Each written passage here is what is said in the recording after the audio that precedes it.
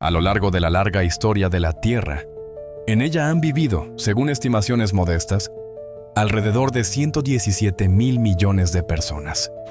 Estas personas pertenecieron a diversas familias, pueblos y estados. Muchos de ellos han caído en el olvido, y de algunos solo han quedado fragmentos y misterios. Uno de los pueblos más conocidos de la historia son los habitantes de América del Norte y del Sur, los incas, los mayas y los aztecas. Hoy, por sus numerosas solicitudes, hablaremos sobre la historia de los últimos. Pónganse cómodos, comenzamos. Para adentrarnos en la historia de los aztecas, primero repasemos algunos conceptos básicos. El propio nombre azteca, traducido del náhuatl, significa literalmente alguien de Aztlán. Aztlán, en la concepción de los aztecas, era un lugar en algún punto del norte de donde provenían sus antepasados. En nuestros días, el término aztecas generalmente no se refiere a un solo pueblo, sino a varias naciones que eran aliadas o que fueron conquistadas por los aztecas. En la vida cotidiana, los aztecas originarios se llamaban a sí mismos mexicas o tenochcas. Estos nombres provienen de los nombres de sus principales ciudades, Tenochtitlán y Tlatelolco.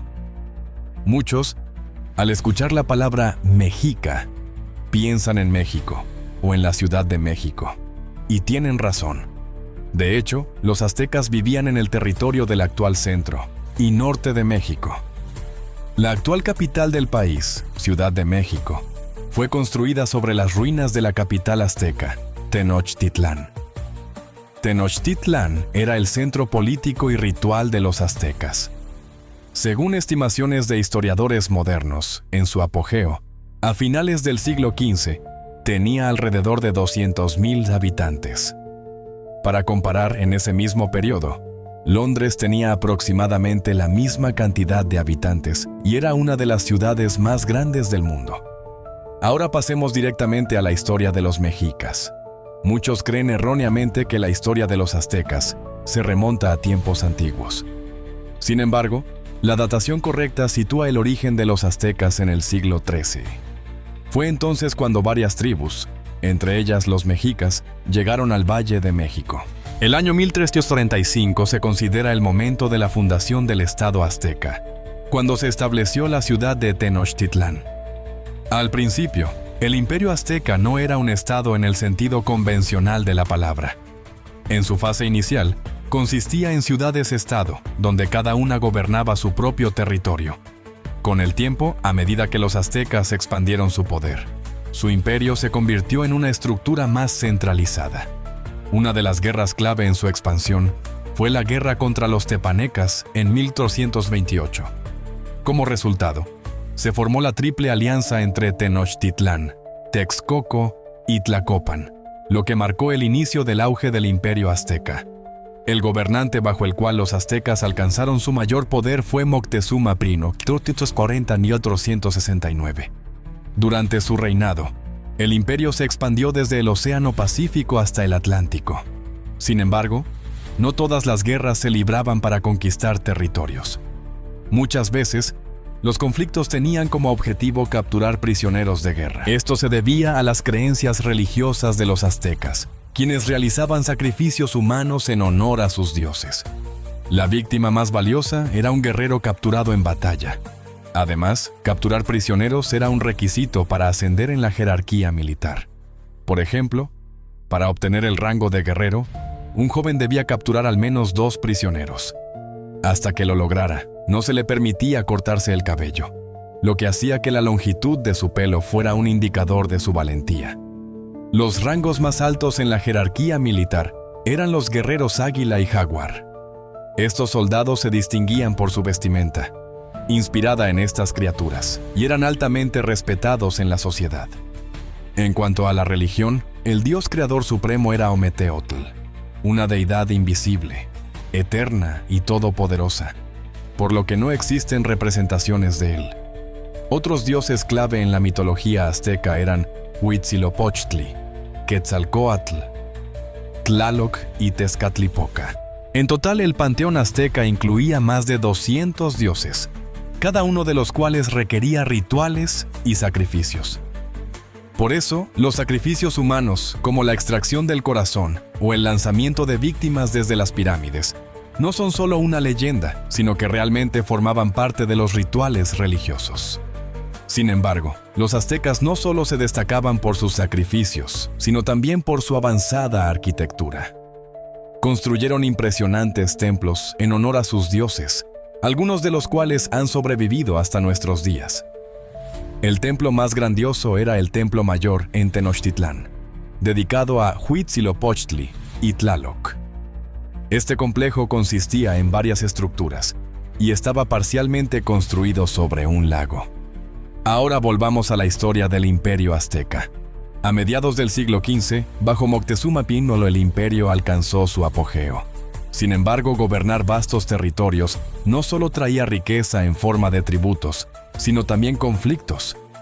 Las ciudades conquistadas se rebelaban constantemente contra los aztecas, lo que generaba enfrentamientos frecuentes.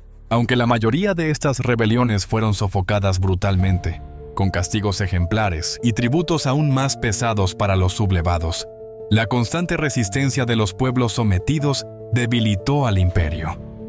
Cuando los españoles llegaron a tierras mexicanas, muchos pueblos oprimidos por los aztecas se aliaron con los europeos, viendo en ellos una oportunidad para liberarse.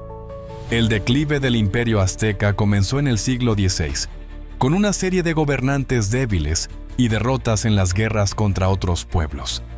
La caída final ocurrió durante el reinado de Moctezuma II. En 1517, los aztecas recibieron noticias de la llegada de extranjeros a sus costas.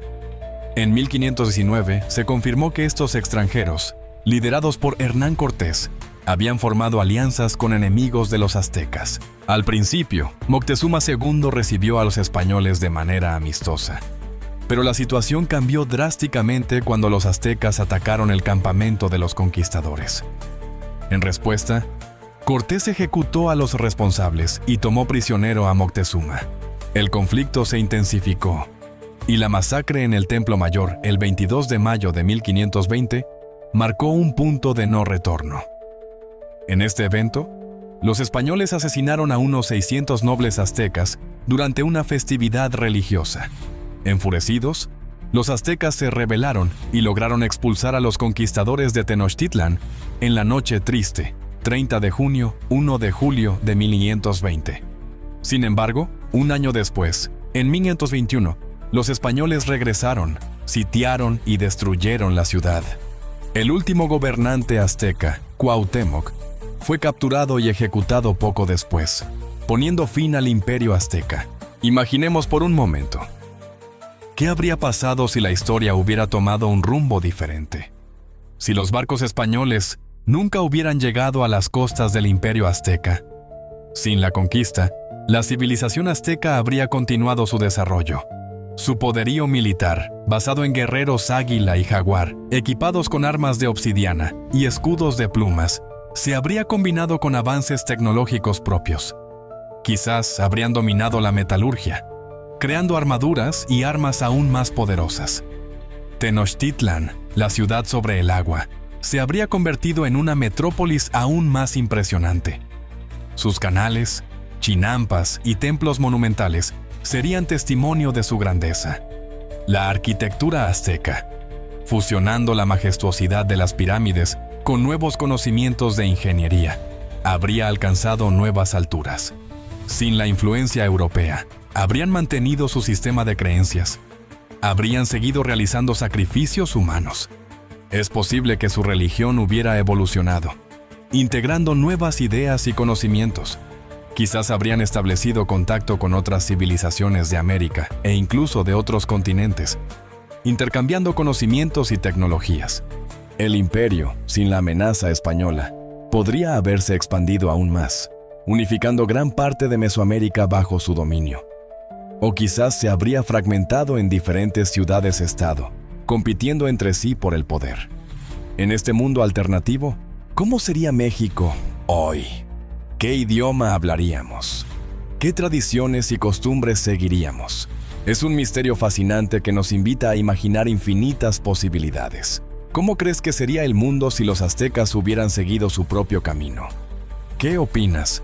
¿Cuál crees que fue el periodo de mayor esplendor de los aztecas?